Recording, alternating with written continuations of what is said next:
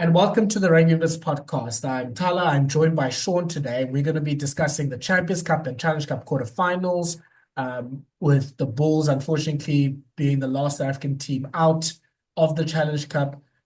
Some dominant wins for Leinster and Northampton, a tense quarterfinal in France as well. And then we'll just quickly look forward to the URC matches happening this weekend.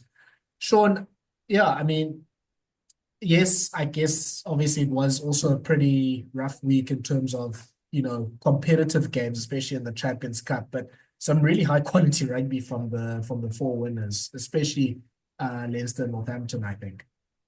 Yeah, it was. Leinster were incredible. Saints were good, but I think I think there's a little I think there's a little bit of weakness there. But it's really hard not to look past Leinster's in as the performance of the round by miles, probably followed by Toulon, who I thought were excellent, but dominant. They just dominated, and it's crazy, especially everything we've gone through and what I've said and everything about like them constantly losing high profile games. And I really think that this year is the year that they have to just simply have to win something, and probably the Champions Cup. For them to hit this kind of form, I don't think anyone saw them being this dominant. Like what they're doing is they're playing test rugby against a second division side. That's what it looks like. It's crazy. Yeah, so let's start with Leinster winning 52-0 against Glasgow. So that is the second week in a row in the Champions Cup that they've known their opponents and they've scored 114 points for themselves. I think they've only conceded, I saw stat, I think they've conceded about 12 points a game throughout the Champions Cup and the URC this season. I mean, I guess they've also have got the balance of attack and defense pretty much sorted right now. Like the defense is humming, as you can see with the points conceded. The mean arbor defense, I think, has all clicked in, but now the attack is also feeding into the defense, and that's just looked unstoppable. So yeah, Shaun, I don't know, like what what advice would you give Northampton or the URC or the French clubs on how to stop Leinster right now? Does it look like they have any weaknesses? No, the big thing about Leinster is you've really got to like just physically bump them off their axis. It's the best way to do it. The thing is it's the Leinster of old. Like they don't look wobbly. They have the ability to be knocked off their axis, maybe concede a couple points, but then they manufacture ways to get back into it. And I think that's the scariest part. If they are put into an uncomfortable position, they are good enough to work their way into dominating what they need to dominate. Um, if there was a weakness, it would be you really need probably everyone but Toulouse would need to play 50% above where they normally play. Like knock them off and just continue the pressure and have the ability to attack in different spaces, like not be too monotonous. And then you just got to build the pressure and then force mistakes. Then Toulouse can kind of do that normally. They've got the grunt up front, they've got the quality out wide. The other sides are going to just really, they're going to have to play out of their skin. Um, and I do think Prendergast, I think there's a bit of weakness on him if you can get into him and send bodies on him quickly. The thing is he's good enough to squeeze off that pass, and then he's got such quality inside and out that like all over. So you need to get him out of the mix. And I mean, by no means break the laws, but if a really late hard tackle goes into the mix, like that's maybe what a side needs. But Leinster know that, so they will be able to manufacture life around that. Yeah. They've got such quality everywhere.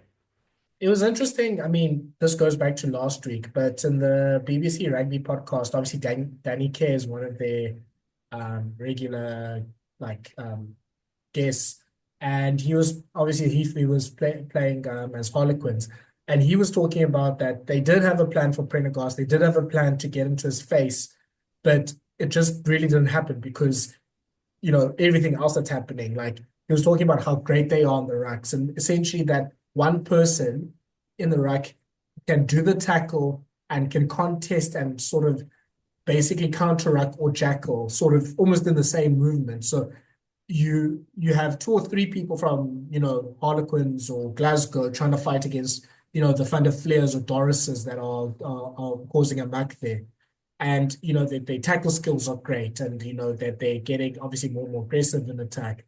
And I think this game especially just showed how the attack is coming together. And I mean, I think we've been discussing it throughout the season and it was like, I'm not sure if this attack is happening, if there's questions about, are the combinations going to happen? Like, why isn't Jordie Barrett playing? Or like, what's the sort of combinations? But this weekend, it really came together. And I mean, speaking of Jordie, he was man of the match. Just trying to check his stats here because they're absolutely insane. He had 13 carries, 13 tackles as well, 3 turnovers, 4 offloads, top offloads with Alfie Snyman.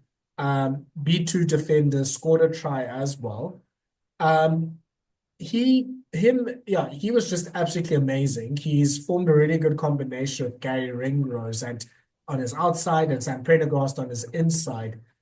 Look, I don't think this is not like anything new or controversial to say. Jordie Barrett's a very, very good player, and you can see just how much quality he adds, even to a team as good as Leinster. Yeah, it's ridiculous. And I mean, we've said it many times, like how he's not starting and specifically at 12 is bizarre. I don't see him not starting any massive games now moving forward. I think it's a no-brainer.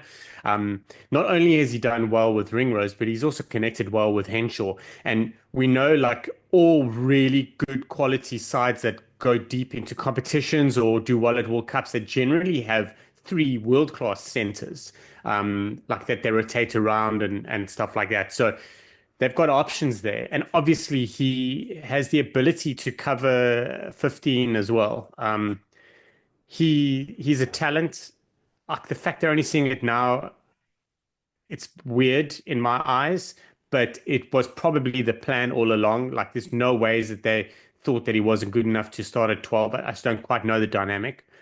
In terms of their attack, I think what people need to understand is defense coaches are very, very switched on in terms of teams' attacks because they have to analyze an attacking team in order to manage their defense. So they will look at the weaknesses. So defensive coaches really do work hand in hand with attack as well. Like Yeah. I mean, if you think about it, like they have to. So like while I expected the defense to get where it got, and I had a look at some dates, it's almost in between a year and a half that Jacques Nienaber has been at Leinster. And if you remember when Rassie took over the Springboks, he was like, it's going to take about 18 months for the Springboks to understand this new system.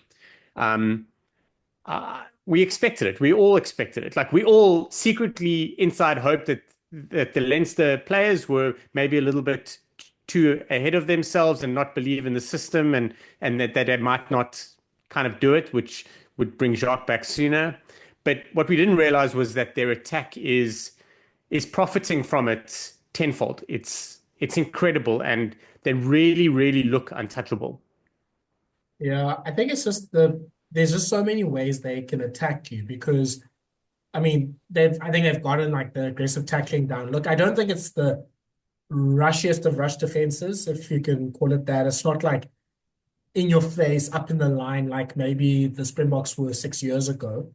But it is obviously about aggression. It is about, line speed. It is about cutting off options. And it also puts the right players into the right places in terms of making turnovers. So we talked about Jordie having a few turnovers. We know how great Van der Fleer and Doris are in the rucks. Even someone like Joe McCarthy, he's not necessarily a pilferer, but like his ability to cause crap, for lack of a better term, in just putting his body in there and causing havoc in rucks, like those are things that are valuable. And clearly, these players have all been given a license to be as aggressive as possible. So it seems like Leo Cullen has now really connected Ninoba and Tyler Blindall as like attack and defense coaches together. They've kind of now gotten past, losing Goodman and, the coaches that they've had before, Lancaster as well. So now it seems like the team is all in the same place.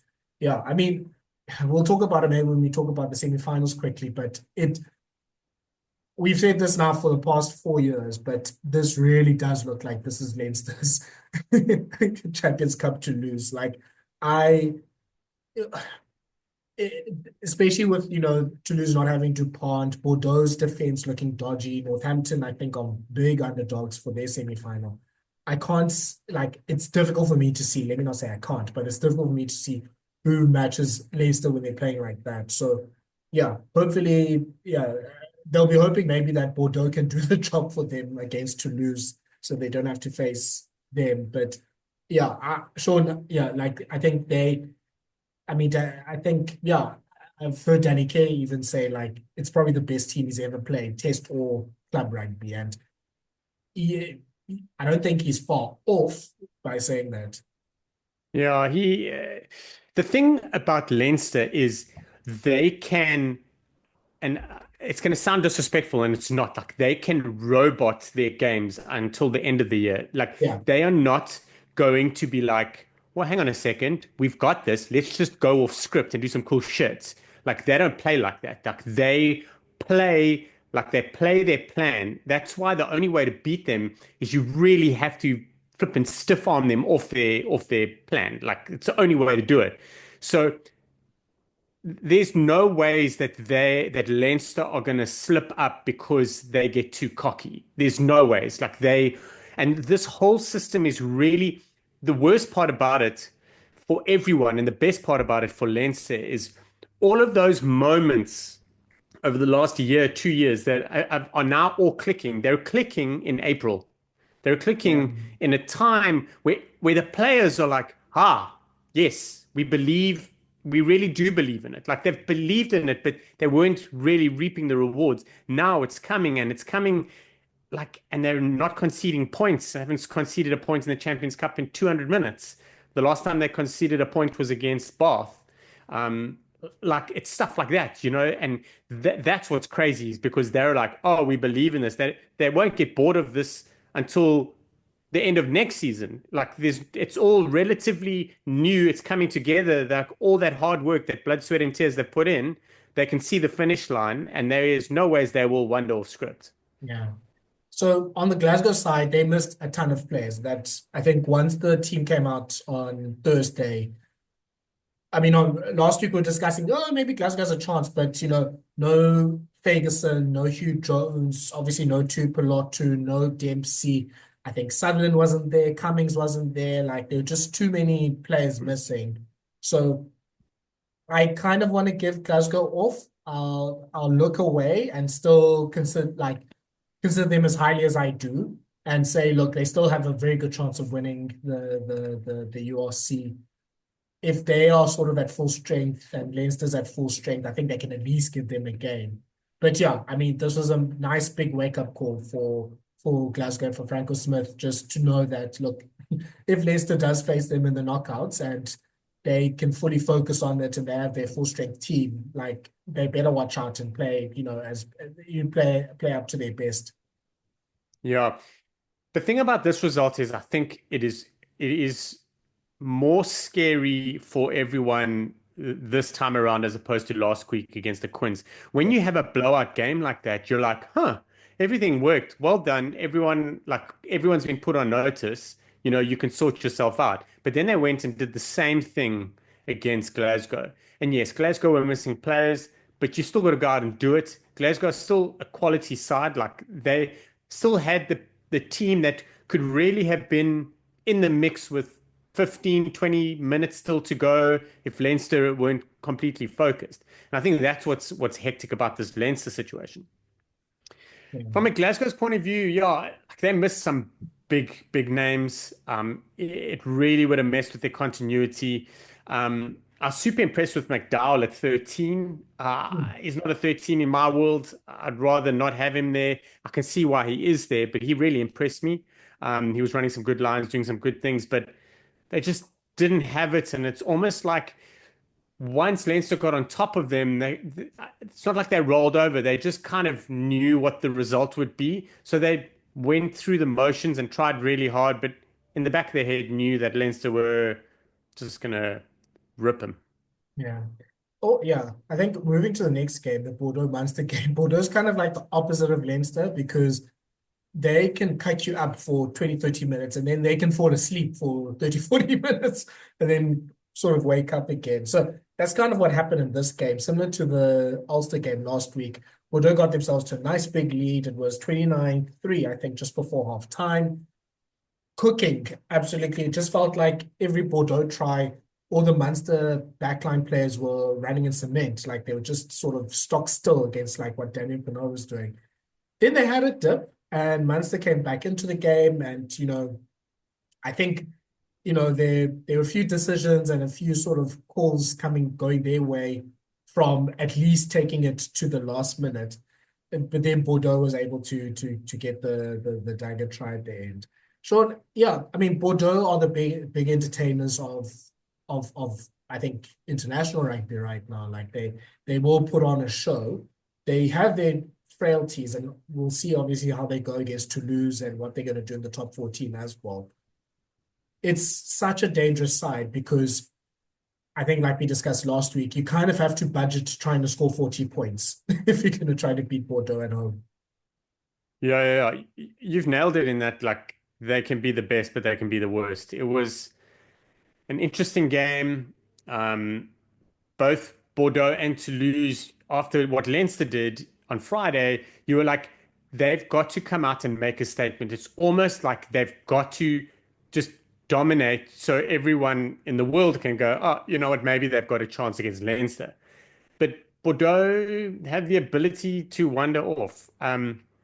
Everything the same as Leinster. Sorry, just quickly, I know I said that you want to do Prendergast for Leinster, but if you can take Gibson Park out of the mix, Leinster run everything off Gibson Park. If he has a bad game, Leinster have a bad game. I'm sorry, I forgot about that. Um, but Luku, everything runs off him. I thought he had a great final 30 minutes or final 20, I think it was. He was doing amazing stuff, but equally bad stuff up until then. So it was really hard. Like you saw some good moments over there, and then he just did something silly, put in a bad kick.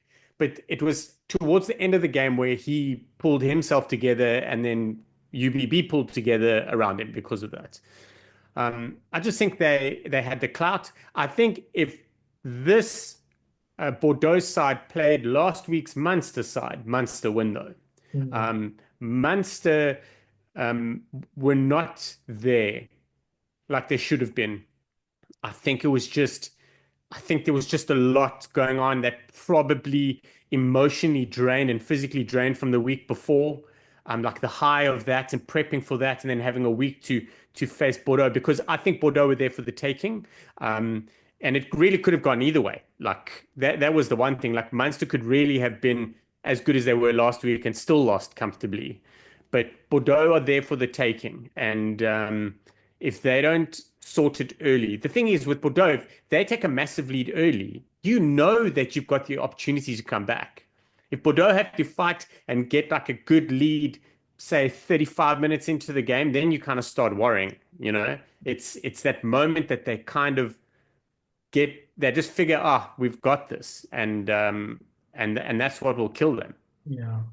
I I wonder if, I mean, I think it's different for Toulouse because Toulouse knows they can just grind their tight five to dust. Because look, Bordeaux's tight five is good, it's strong, but even they struggled against Munster's pack in the scrum in the first half, at least from what I saw. Like there is obviously an opportunity for a big pack like Toulouse to give them problems. I think they've had those issues before with maybe even the likes of La Rochelle in France. But for everyone else, like you can't like the things that kill you are the transition type of scores. And Bordeaux had way too many of them. And it came from Munster's lineup being absolutely horrible. It's still, yeah, it's been a problem for at least a year, if not 2 years now. And it's still a problem. And it's worrying because I mean, obviously Peter O'Mahony is almost like the line-out doctor in Ireland, and he's leaving. So I'm not sure, like, how does it even improve for next year? But then it was transition. Now it's Penno running havoc. It's that crazy grubber kick that sort of bounced up for Luku. It's LBB doing his thing and going fast.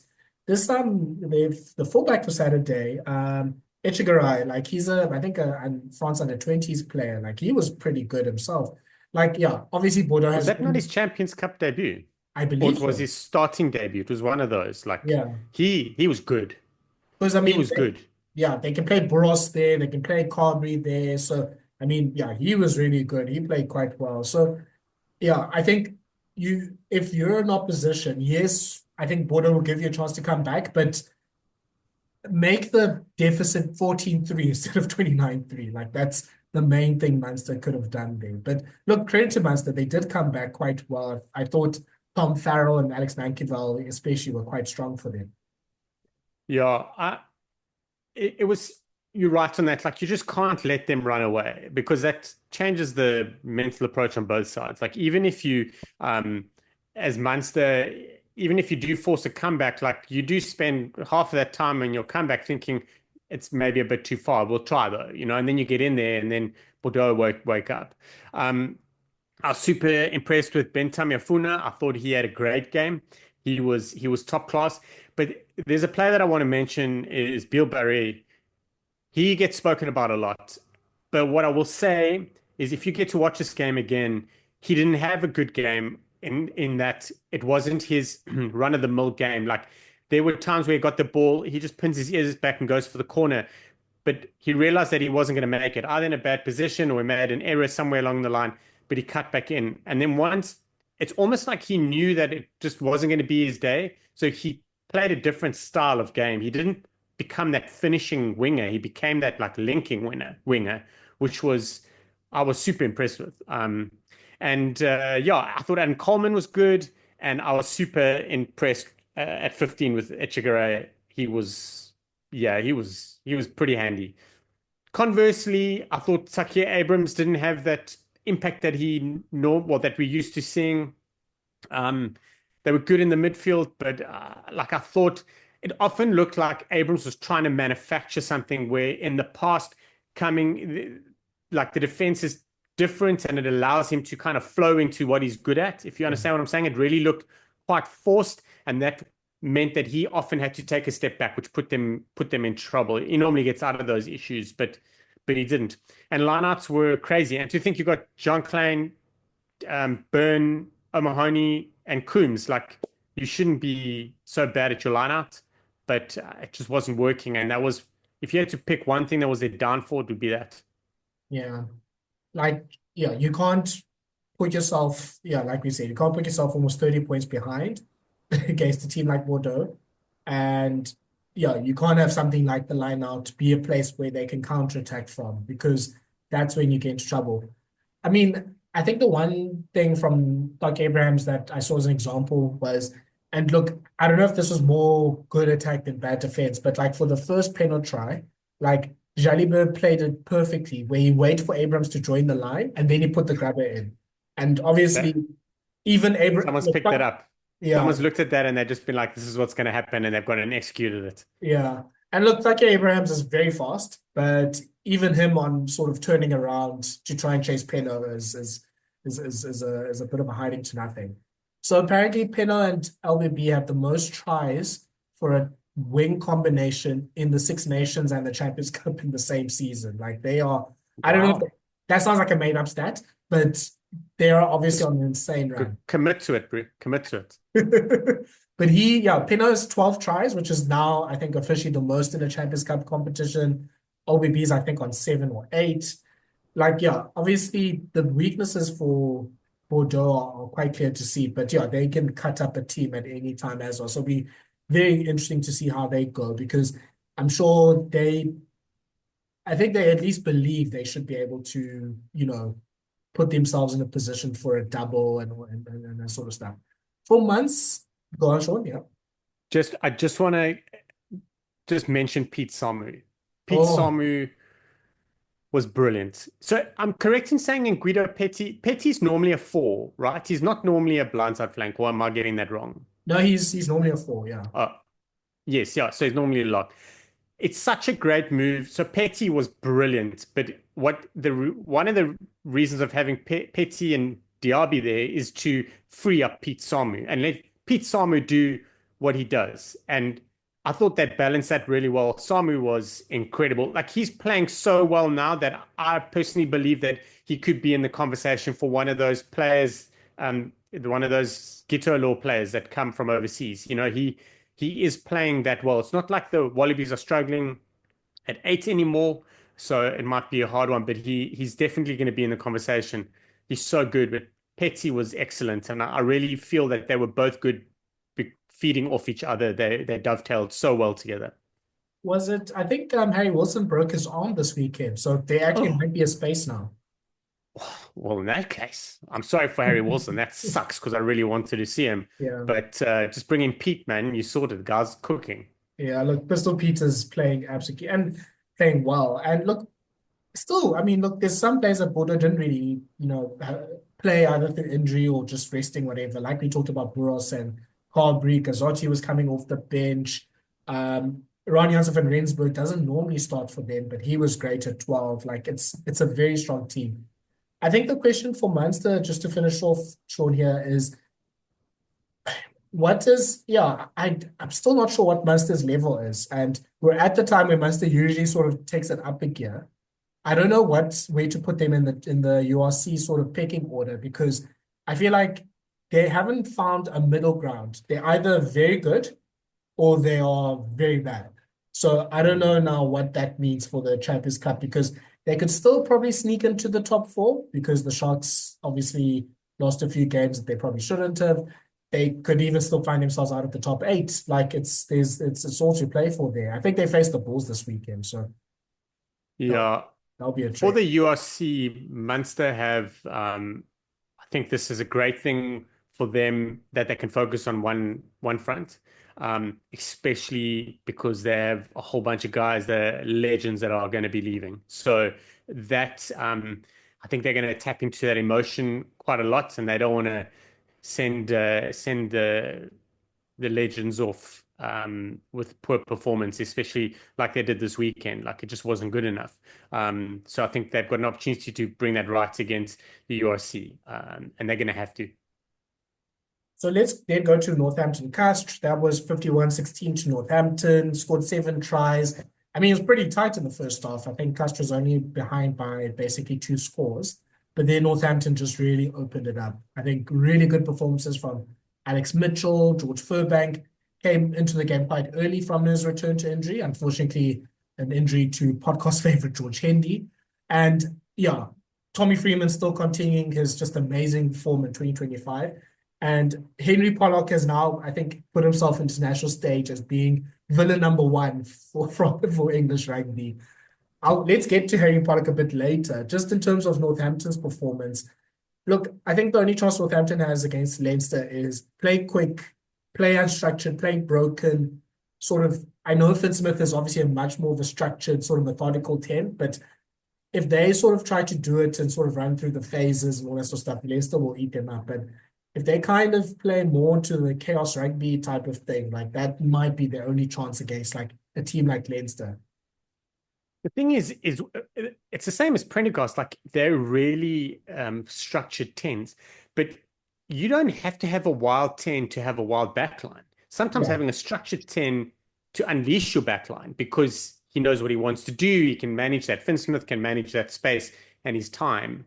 So that doesn't phase me. I think those two head on head right now. I think Finn Smith's probably in a slightly better space than Prendergast. Slightly, like it's just because I just think he's in a little bit better form. But Prendergast is like taking massive steps every time on his form. Um, Saints this weekend, it really felt to me that they were like, let's just keep putting another person on the seesaw until it falls in our favor. Like that's how it felt. Like they didn't get off to the best start, but they eventually just ran away with it. I'm bummed for Hendy. I really am. What it has done is it's created a bit of a problem for Saints because they brought Furbank back, but it looks like he's gone off injured. Now that sucks because we've all grown to love him because he just does so much more in the game that we ever gave him credit for. He did really well, and then you're coming back off a broken arm, and then you're taking a crash ball against two forwards. Like I bet the coaches, it's kind of like this your parents, when they're like, if you hurt yourself, I'm going to give you a hiding. That's kind of like what I think that the conversation that was had. But yeah, it sucks that he's gone off, but he came on, had a brilliant game. Saints were always, in my mind, going to win this. I did feel that like it was the perfect game for Castres to win because they love that like close, dirty game, be in the mix, kind of almost be outplayed, but like but stay in touch. So the whole time the opposition have this false sense of security, and they're like, but we're dominating everything. We're dominating everything. It will come, and then they go and they score like a try and a penalty, and it's 10 points, and all of a sudden they're leading by 1 with 5 minutes to go. That's kind of how they win games. Yeah. And they did it for long periods of time, but Saints just put too many guys on the seesaw, man. Yeah. I mean, yeah, we can also shout out Curtis Langdon. Like, obviously, he's a really good and That dynamic. guy needs to play for England more. Him and Jamie George can take them. I know George is old, but both of them can take England far. I'm Yeah. telling you. So let's get to Mr. Pollock. So, number one, it seemed like Saints, well, at least Pollock and Freeman were trying out some new try celebrations. Freeman did the classic lawnmower. I mean, he's scoring pretty much every match he plays, so he's kind of running out of material now. So he has to go back. I mean, yeah, I don't know if he even watched when Francois Lowe did it in the Premiership like almost 10 years ago now. So he was probably too young. So he's going to start bringing in the classics.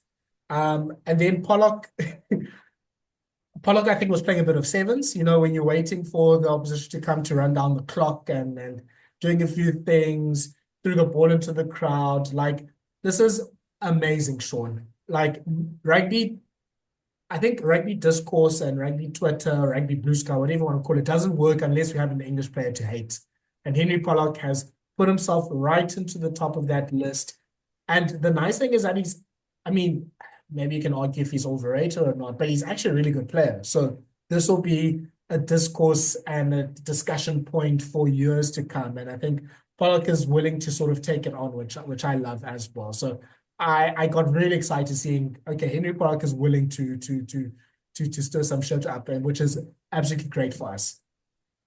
Yeah, it's interesting. The first one, I was like, bro, you didn't even do anything for that try. You ran into a gaping hole. Like, it was Mitchell, I think, did everything. I was like, just cool your jets. And then the next one came. But judging by the comms and stuff, like, this is his MO. Like, he's quite chirpy. It's quite over the top. Like, he'll let you know everything. Like, you'll never die wondering with him because you'll know. But yeah, I don't think that he's overrated. I just think, like, I don't see him dominating test level right now. And that's kind of where that benchmark is. But maybe I'm putting the cart before the horse. Like, he's got a way to go still. Yeah. But I mean, he's living the life. Like, he's a good rugby player. I just think in order to be a Curry that would dominate test rugby level, he's got a way to go. And I was a little bit like put off by it, and I'm like, yeah, just calm down, bro. Like, you've just left school, like, you're playing great rugby, like, just cool your jets. And then it's always like takes me back to what happens if he plays well because of that. So is it Krygos who plays tennis? Like, what happens if Yeah. he is only at that level because of that mentality? And he would not be at that level because everyone's like, but if Krygos just calmed down a little bit, he'd be a much better player. But what happens if he wouldn't? So same conversation with Pollock. Like, he needs to be the alpha male in that space. Like, that's what he thrives on, and all his teammates and everyone have a chuckle, but he still does the hard yards. Like, he still has the respect from his mates and the teammates, and he still gets those chances because he's good enough.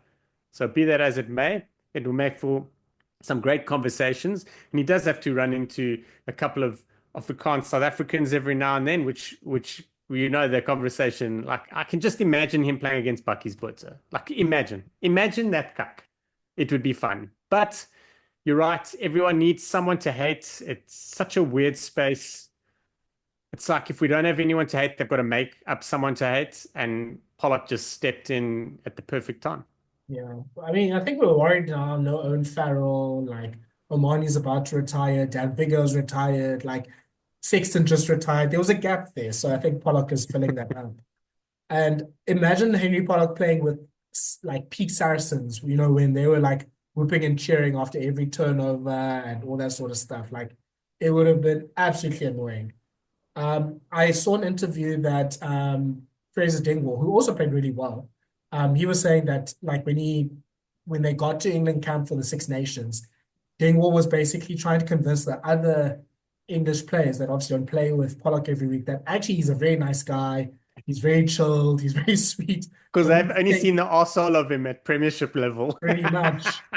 So look, I mean, look, all power to him. Like obviously, we always say we need like different type of characters in rugby, and I mean, as long as he does it, we'll see obviously how he does it if like he's under some adversity. So like the Leinster game will obviously be probably one of those games where you're behind the eight ball, you have Doris and Van der Fleer flying into you. Like, are you able to still do the things that you do now?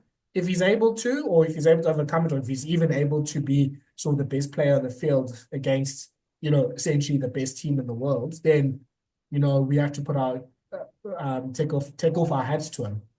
It's I think my Pollock sort of call now is he's like a sort of a souped up version of Ben O. Like has got the ball in hand, like the attacking game, like gameplay. He's really good in the ruck. He's powerful in defense.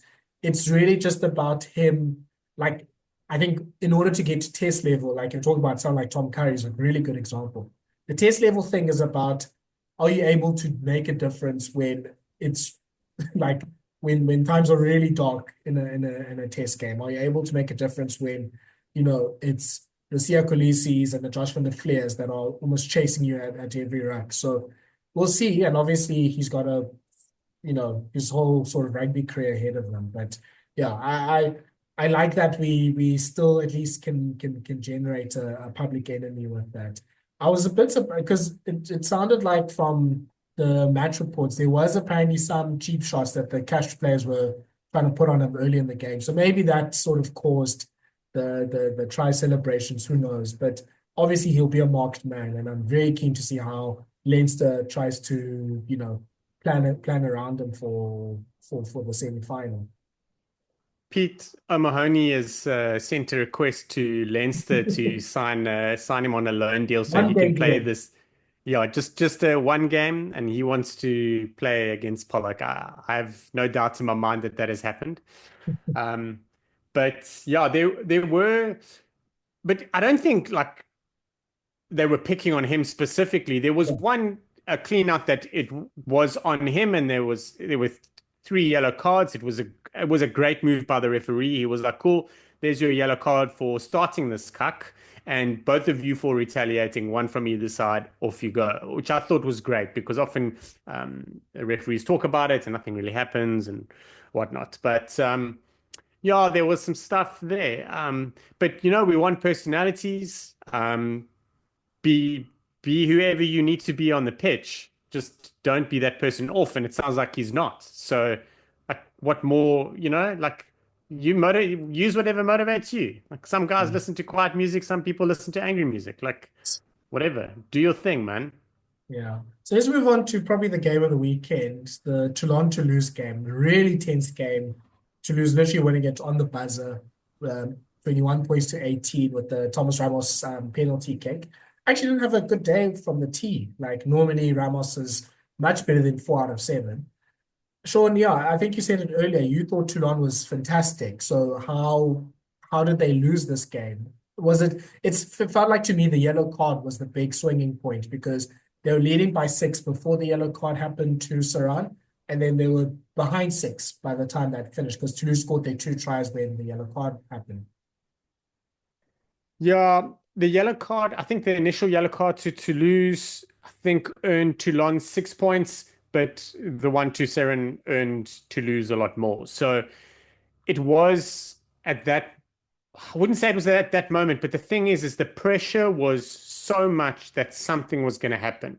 And you almost felt like the pressure could have happened to, like Toulouse could have buckled because they were constantly on the front foot, constantly doing something, and it just wasn't paying off. Like we've seen so many times in games where sides like just defend and they hang on and they scramble and they stay within touch, and you're like, well, hang on a second. Like it's been 85% possession and territory to opposition.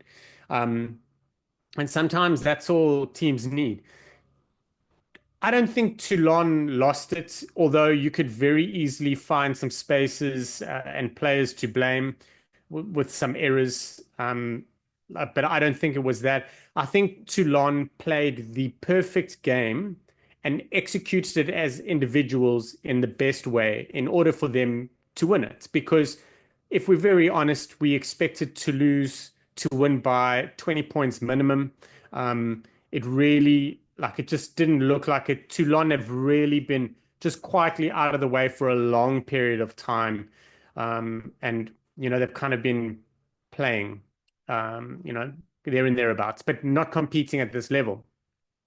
So Toulon didn't lose it. They did what they did tactically, what they did as individuals. Like, they talk about like the best way to defend. You can know it's all about the effort. It's all about you wanting to defend.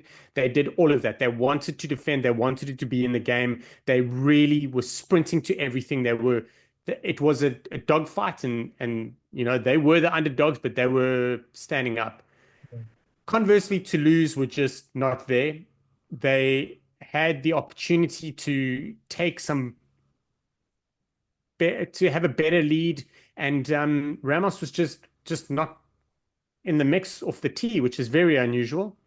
But they never recovered from that. It's almost like their game plan was to earn the penalty so he could kick. That's how it felt after a while. And when he wasn't making those kicks, they were kind of like, whoa, I don't know if we're going to score too many tries here, And it was like, and they knew they were in a fight. And I think like playing at um, uh, playing at Toulon, I think it got too much. They didn't expect that everyone was going to come at them so hard, and they couldn't really get out of it. And they eventually got out of it, but Toulon are Toulon are going to be a problem for the rest of the top 14.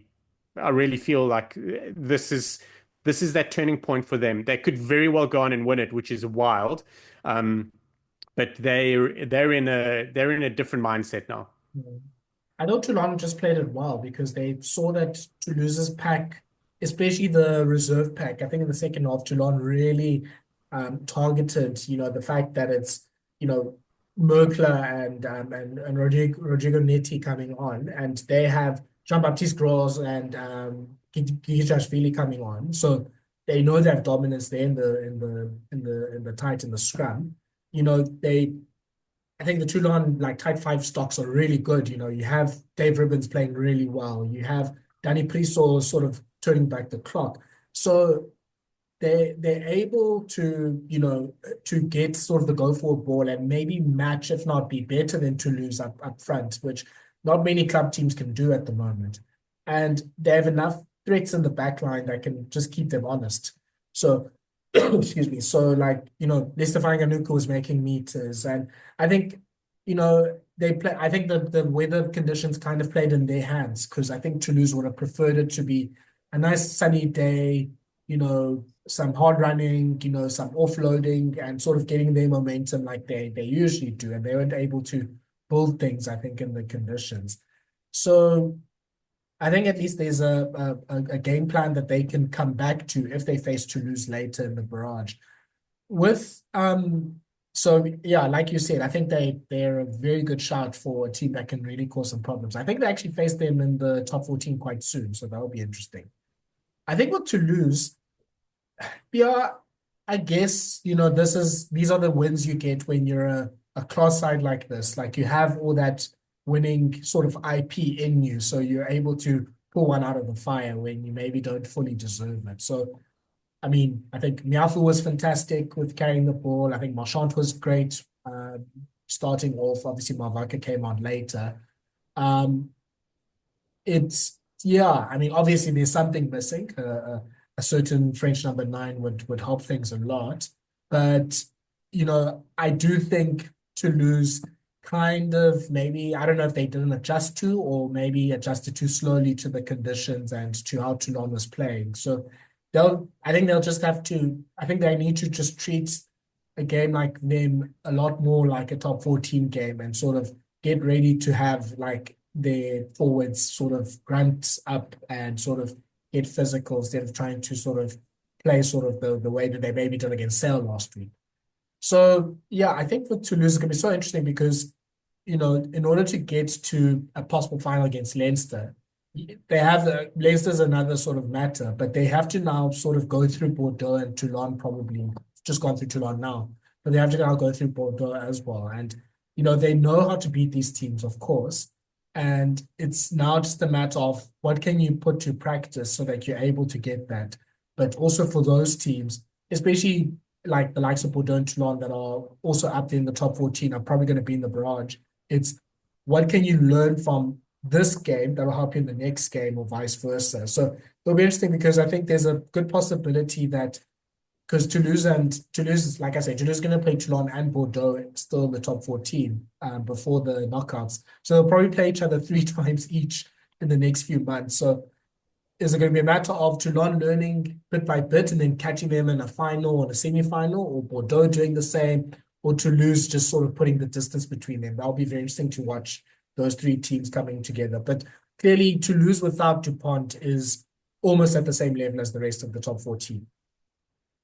Yes, to a certain extent. Mm. I honestly believe that everything that Toulouse does needs to be managed by Ntamak, and I thought he had a poor game. It's almost like when Toulouse start without Dupont, they have a weird mindset. Like you saw when Dupont went off in that game, Toulouse still dominated, and Ntamak played well. I really feel it all hinges on him. And it always has to a certain extent because he really quietly does some really incredible things. And he also can just do it solo if he needs. But I didn't think he had a good game. And as much as they are missing Dupont, yes, I think as things stand now, it's not about Grau. It's about Ntamak really taking more control, getting better, like increasing or bettering his form, should I say. Yeah. And then yeah, poor Villiers, like the moment, like sort of almost the match coming on him. Just a series of mistakes there, obviously with not, catching the up and under from Saito and then sort of conceding the penalty as well. Like and unfortunately for him, the French TV directors are merciless. So they were just doing a straight close up onto his face when the kick went over. Yeah, sure. I feel for him. It sucks because he was one of those players that you could visibly see was trying harder in that game. Like he was just doing everything, involved everywhere, trying to ruck, trying to this.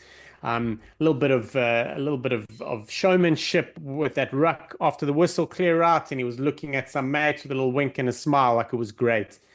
Um, it was, I hate that that happened to him because he really was just doing everything. Like he was doing what he does, but then he was doing extra. Like he recognized that Toulon needed someone to do a little something more. Like all of them can do 1% more, they will do it. And he was like, cool, I want to do like 5% more.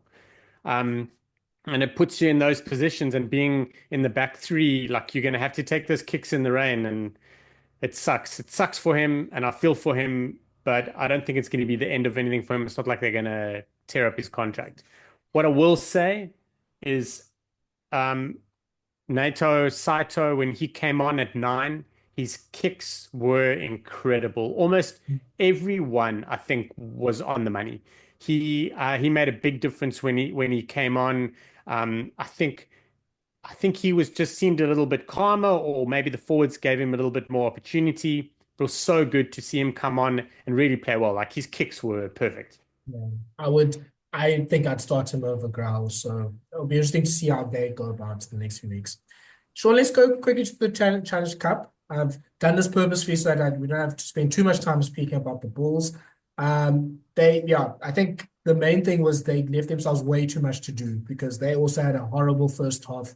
Usually they're great in the first half and horrible in the second half, but they just started pretty badly. Then once I guess the likes of the Kanan Moody's and the Mark van Stadens and Jan Goossens came on, then it seemed like they were coming together and they really put pressure on Edinburgh's pack.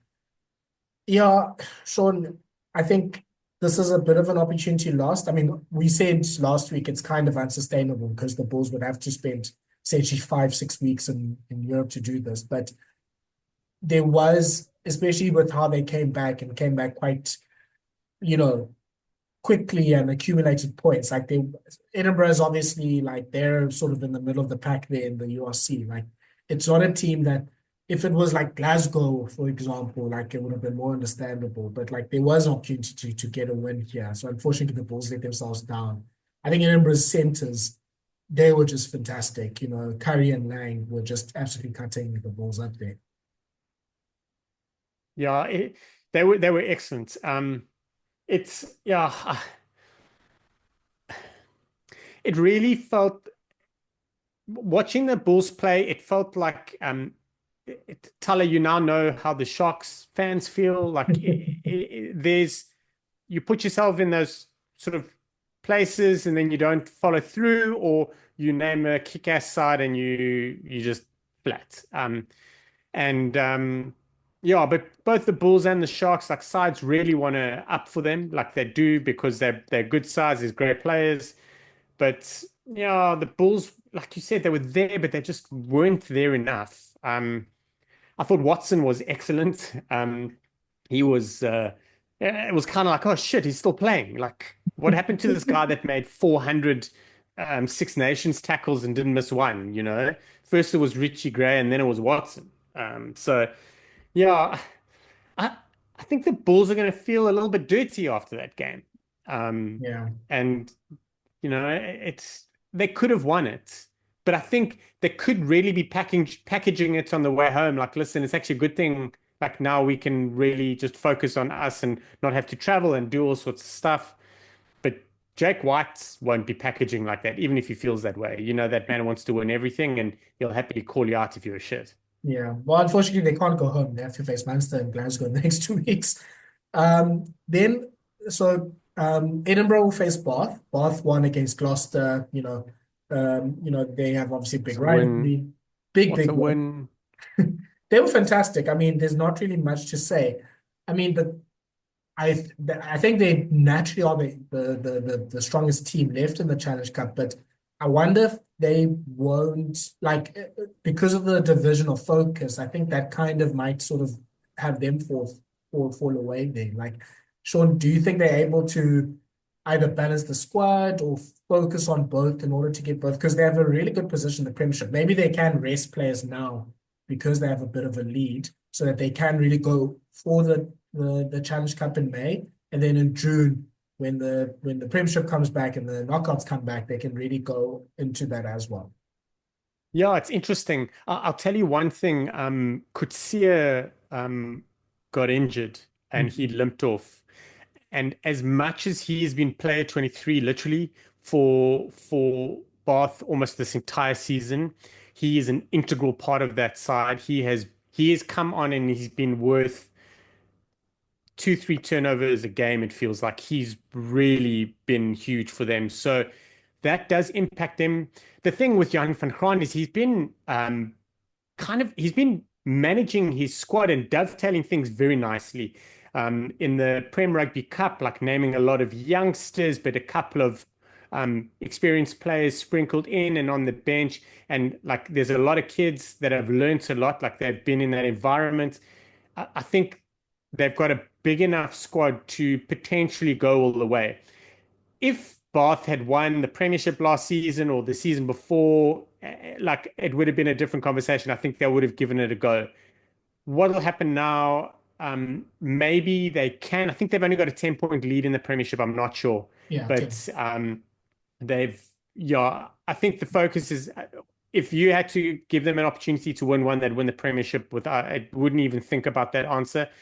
But they have an opportunity to win the treble. You know, having won the Prem Rugby Cup, the Challenge Cup, and the Premiership would be quite something. After 3 years ago, they would have been relegated if there was relegation in the mix.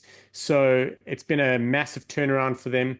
I don't think they're going to take the piss, but I think there might be a few less players involved. But we'll probably still see the likes of a Finn Russell or a Thomas du Toit or something in the mix. Like I don't think they're going to go completely with the academy. Yeah. Interestingly enough, the next two games in the Premiership, it's Exeter and Newcastle, obviously the last two teams in the Prem. So probably some opportunities to mix and match. And then in the semi-final, you have a more fuller strength team. But I think Sean will probably be the players will be told you're playing maybe two of the three games. So Thomas, you get the rest against Newcastle. Finn, you get a rest against Exeter, and sort of we manage the resources like that. Then the two French teams also won their games. Racing won a crazy game against Connacht 43-40. They had a red card quite early. Naivalu got himself sent off for a high tackle. Connacht were good, but also bad, as Connacht are usually, like just enough good to make you hopeful, just enough bad to give the other team a chance. And Racing were really good. I mean, look, I haven't seen too much of Dan Lancaster. Obviously, I've only heard the jokes. I was watching, I was like, he's not that bad. He's pretty decent. And I mean, Farrell was able to come on and to close things off. Yeah, Sean, I kind of think Racing are the ones to watch out for. So they'll face Leon. Leon beat Ospreys in a pretty just sort of like tight, not really much quarters given type of game. So that's a French derby. Both teams are pretty much in the mid-table in France. Racing actually might even fall into a bit of a relegation battle. They need to win if they want to be in the Champions Cup. So I think for Racing especially, obviously with all the resources they have, this it's going to be like Toulon, 2-3 years ago, when they just put all their resources into the Champions Cup. I mean, to the Challenge Cup, similar to the Sharks last season. So I would imagine Racing's going to put all the guns into this. Yeah, I think they will. And very interesting, Lyon and Racing winning away from home. Wasn't even away in France. It's crazy. The worst possible thing for Bordeaux, Toulouse, Racing, and Lyon is the fact that they're playing a French side in the semifinals. I think Yeah. I think if they'd played other teams, it would have been a different ball game. Racing, very interesting. What an incredible win. They did enough but they stayed in the mix. They really sort of plucked a great win after that red card was relatively early. It was somewhere around the 20-minute mark, maybe earlier, I'm not sure. But a great win. Farrell came on, slots a beaut of a drop kick, a vital one as well, like within almost his first touch of the ball, and then sends in a dangerous clear out. So he's on point, but no one needs to hate him because they've got Pollock to hate now. So don't worry, it's all good. It's all good. On the Lancaster thing, he's handy. Like he's not bad. He's not the coach's son bad, if you understand what I'm saying. Like he's doing his job. The thing is both Farrell and Lancaster can play 10 and 12, which is very interesting. So they have played together before, but yeah, it's not he's pretty good. But you're right. Racing, they have to go all the way. I wouldn't mind a Racing Bath final. I think it would be brilliant if Bath go all in, if Racing go all in. That's essentially Champions Cup material in the future. So yeah, that'll be brilliant. But So a solid that one. means we're getting Edinburgh Leon then. Basically, they're gonna make us wait for this final until 2028. Okay, so let's quickly preview the URC coming back. Obviously, as I'm sure everyone knows, 4 rounds left. It's a race to 8. All the South African teams are still in it. I think there's at least some jeopardy that all of them could fall out of it, maybe except for the Bulls. let's start with the teams playing at home. So the Lions are playing Benetton, and it's almost a knockout game for both teams. Benetton need at least a win in their South African tour, facing the Lions and the Stormers. The Lions, as we've discussed before, need to win all out and probably win with a bonus point. Shaun, I mean, yeah, very quickly, do you think the Lions can do it? Yeah, I think they can do it. I just don't know how to call this game. Like Yeah. I think Benetton can do it as well.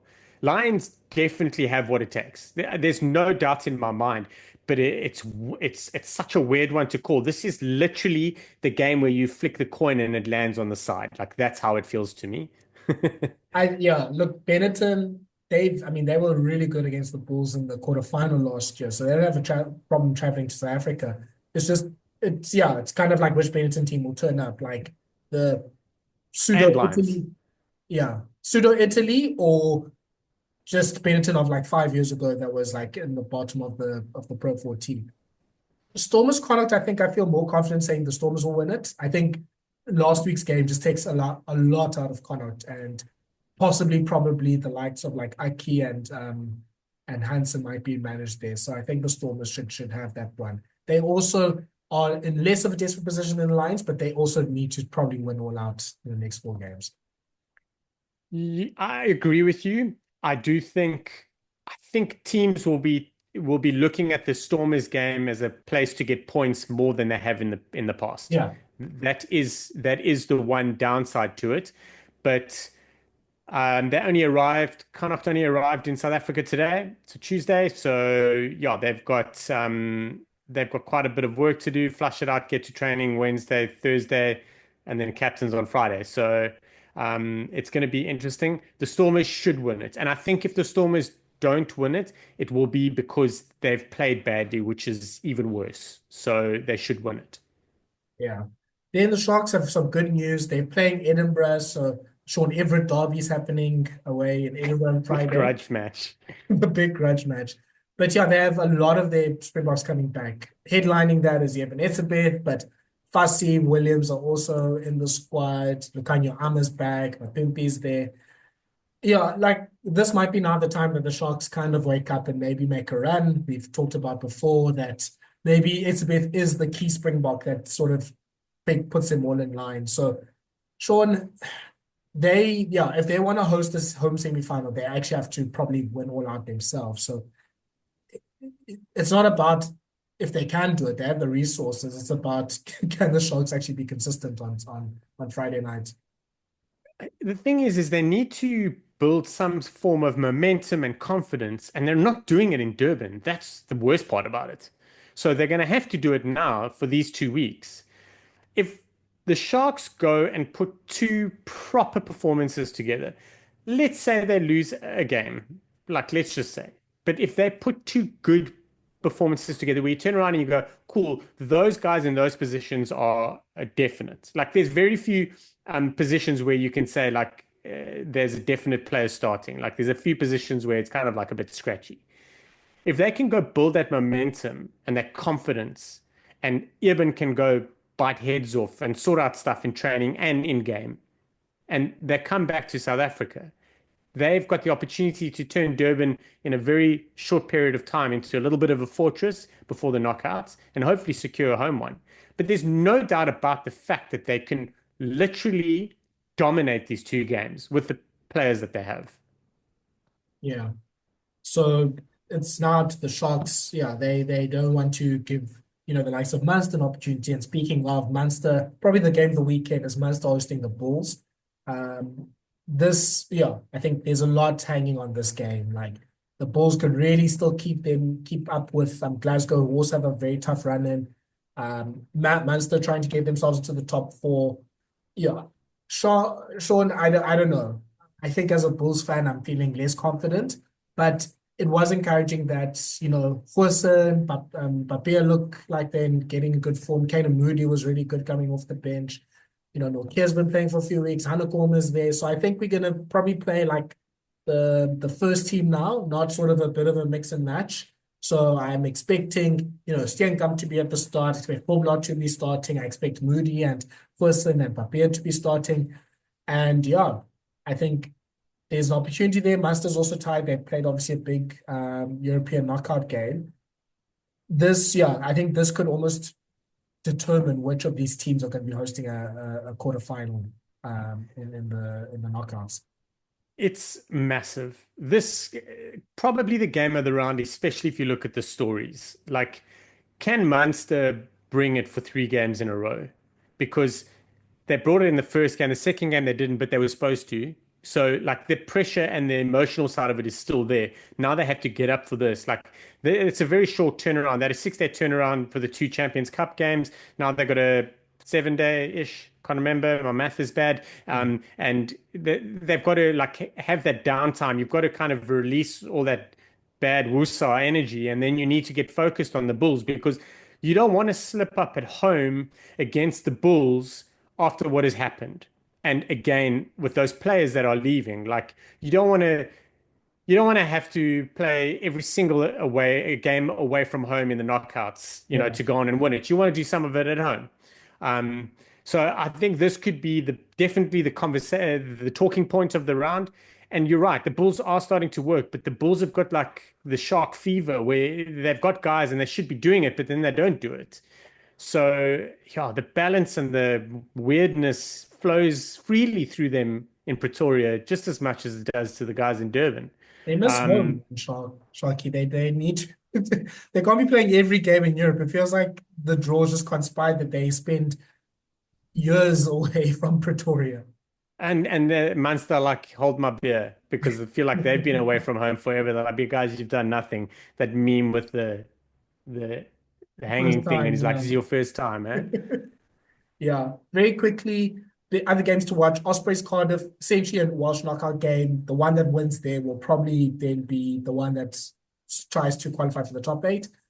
Zebra Glasgow could be a sneaky one if Glasgow is still struggling with injuries. And then Leinster Ulster. So Leinster will probably play the under-16 team. So it's a big opportunity for Ulster to get a game there.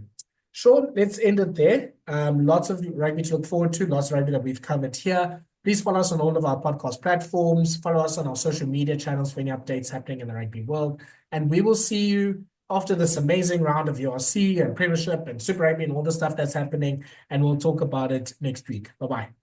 Bye-bye.